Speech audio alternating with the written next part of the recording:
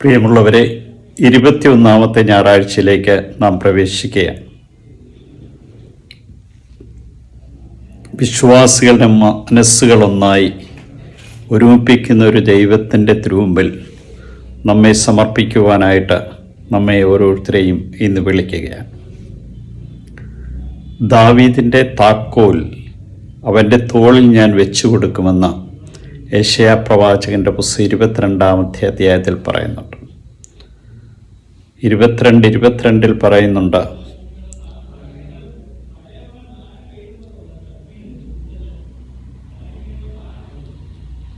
അവൻ തുറന്നാൽ ആരും അടയ്ക്കുകയോ അവൻ അടച്ചാൽ ആർക്കും തുറക്കുകയോ ചെയ്യാത്ത ദാവീദ് ഭവനത്തിൻ്റെ താക്കോൽ.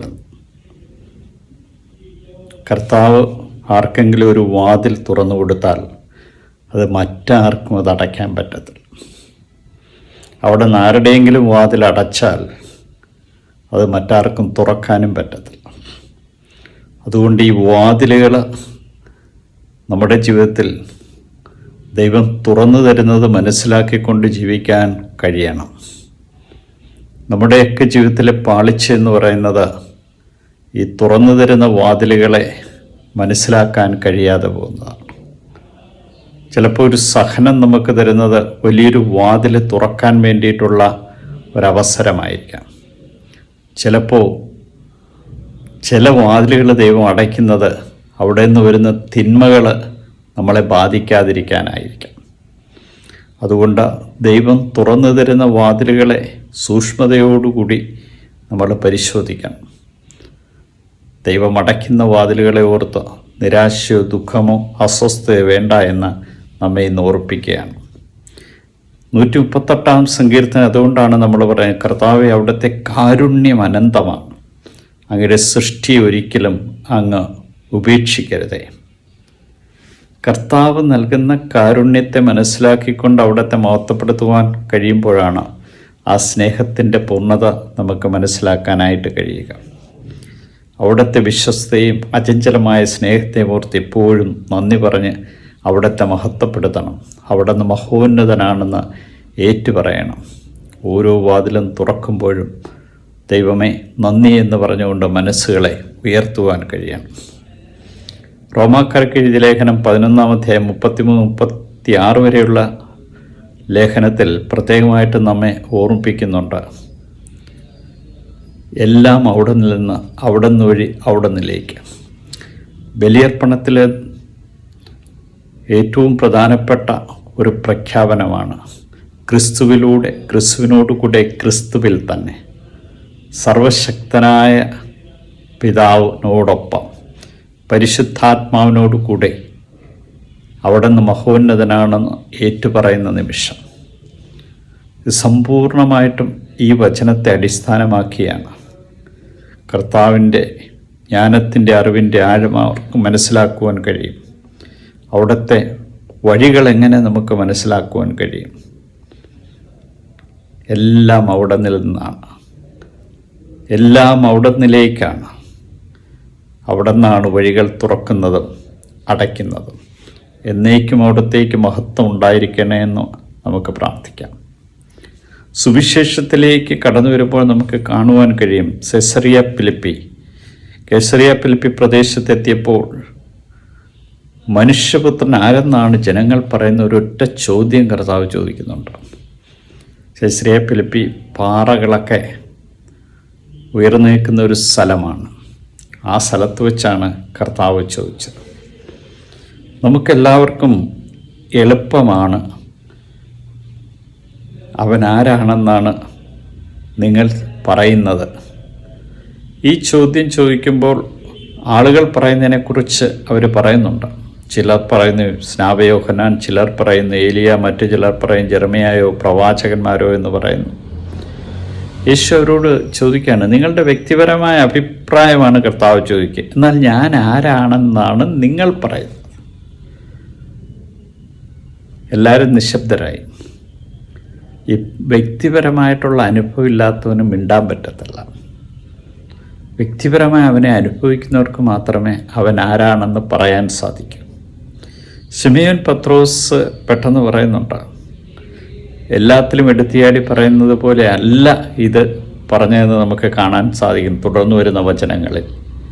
അങ്ങ് ജീവിക്കുന്ന ദൈവത്തിൻ്റെ പുത്രനായ മിശിഹ, ഒരു വലിയ വെളിപ്പെടുത്തൽ അവനിൽ ലഭിക്കുകയാണ്. കർത്താവ് പറയാൻ, ഇത് നീ പറഞ്ഞതല്ല, കാരണം എൻ്റെ സ്വർഗസ്വനായ പിതാവ് നിനക്ക് വെളിപ്പെടുത്തി തന്നതാണ്. അക്കാലത്ത് യേശുവിനെ പല രീതിയിൽ ആൾക്കാർ കണ്ടിട്ടുണ്ട്. പ്രവാചകനായി കണ്ടു, അത്ഭുത പ്രവർത്തകനായി കണ്ടു, നല്ല അധ്യാപകനായിട്ട് കണ്ടു, നല്ല ഗുരുവായിട്ട് കണ്ടു, ഒരു ചരിത്ര പുരുഷനായി ഇന്നും ആൾക്കാർ കാണുന്നു, സാമൂഹ്യ പരിഷ്കർത്താവായി കാണുന്നു, മഹാഗുരുവായിട്ട് കാണുന്നു, ക്ഷമയുടെ നിറവായിട്ട് കാണുന്നു. പല രീതിയിൽ യേശുവിനെ പലരും കാണുന്നുണ്ട്. എന്നാൽ നിങ്ങൾ ഞാൻ ആരാണെന്നാണ് പറയുന്നത്? ഈ ചോദ്യം ഓരോ ക്രൈസ്തവനും സ്വയം ചോദിക്കേണ്ടതാണ്. പത്രോസിന് ഇതൊരനുഭവമായിട്ട് മാറിയും, മാംസരക്തങ്ങൾ അല്ല നിനക്കിത് വെളിപ്പെടുത്തിയെന്ന് കർത്താവ് പറയുന്നുണ്ട്, എൻ്റെ സ്വർഗസ്ഥനായ പിതാവാണ്.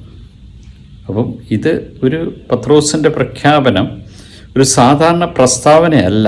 മിശിഹ എന്നാൽ രക്ഷകനെന്നാണ് അർത്ഥം. ജീവിക്കുന്ന ദൈവത്തിൻ്റെ പുത്രൻ എന്നത് യേശുവിൻ്റെ ദൈവത്വത്തെ പ്രഖ്യാപിക്കലാണ്. ഈ അറിവാണ് പിതാവിൽ നിന്ന് പത്രോസിന് ലഭിച്ചതെന്ന് കർത്താവ് തന്നെ പറയുക.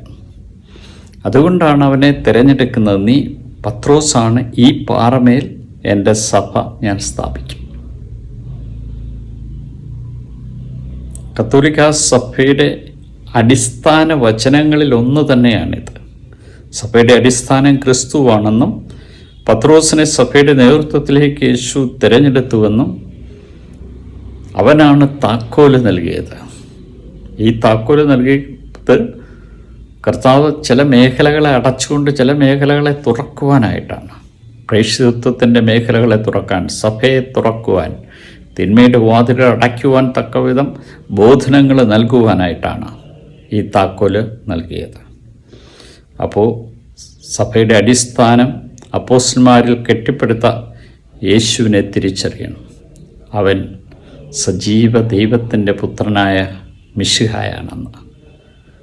ഇന്ന് നമ്മൾ ചിന്തിക്കണം, യേശു എനിക്കാരാണ്? എൻ്റെ കർത്താവേ, എൻ്റെ ദൈവമേ എന്ന് തോമാശ്ലീഹ പറഞ്ഞു.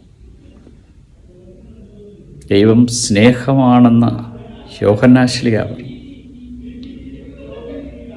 അപ്പോസ്തലന്മാർക്ക് ഓരോരുത്തർക്കും ഓരോ അനുഭവമായിരുന്നു. അവൻ അപ്പമായി മാറിക്കൊണ്ടിന്നും നമ്മുടെ മധ്യേ ജീവിക്കുന്നുവെങ്കിൽ യഥാർത്ഥത്തിൽ അവൻ്റെ സാന്നിധ്യം അറിഞ്ഞുകൊണ്ട് അവൻ ആരാണെന്ന് പറയുവാൻ കഴിയുമോ? എൻ്റെ ജീവിതത്തിൽ യേശുവിന് ഒന്നാം സ്ഥാനം കൊടുക്കുന്നുണ്ടോ? എൻ്റെ വിശ്വാസം മറ്റുള്ളവരുടെ അഭിപ്രായം അനുസരിച്ചാണോ? അവരിങ്ങനെ യേശുവിനെക്കുറിച്ച് പറയുന്നു, അവരിങ്ങനെ പറയുന്നു, അവരിങ്ങനെ പ്രഖ്യാപിക്കുന്നു, ഇവർ പറയുന്നതിൽ ശരിയില്ല, തെറ്റാണ് എന്നൊക്കെ പലരും പറയും. എന്നാൽ നിൻ്റെ വിശ്വാസം മറ്റുള്ളവരുടെ അഭിപ്രായത്തെ ആശ്രയിച്ചാണോ? പത്രോസിനെ പോലെ ഏറ്റുപറയാൻ നമുക്ക്, സജീവ ദൈവത്തിൻ്റെ പുത്രനായ മിശിഹായാണെന്ന്. ഈ ചോദ്യം നമ്മുടെ ജീവിതം കൊണ്ടാണ് നൽകേണ്ടത്. യേശുവിനെ രക്ഷകനും നാഥനുമായി ദൈവപുത്രനായി സ്വീകരിക്കുന്നവരുടെ ജീവിതം രൂപാന്തരപ്പെടും. അതുകൊണ്ടാണ് നിഷേധിച്ച് പറഞ്ഞിട്ടും പത്രോസിന് തിരികെ വരുവാനും അവനെ പ്രഘോഷിക്കുവാനും സാധിച്ചത്. ഈ ബോധ്യം നമുക്കും ഇന്ന് ലഭിക്കട്ടെ എന്ന് പ്രാർത്ഥിക്കുന്നു.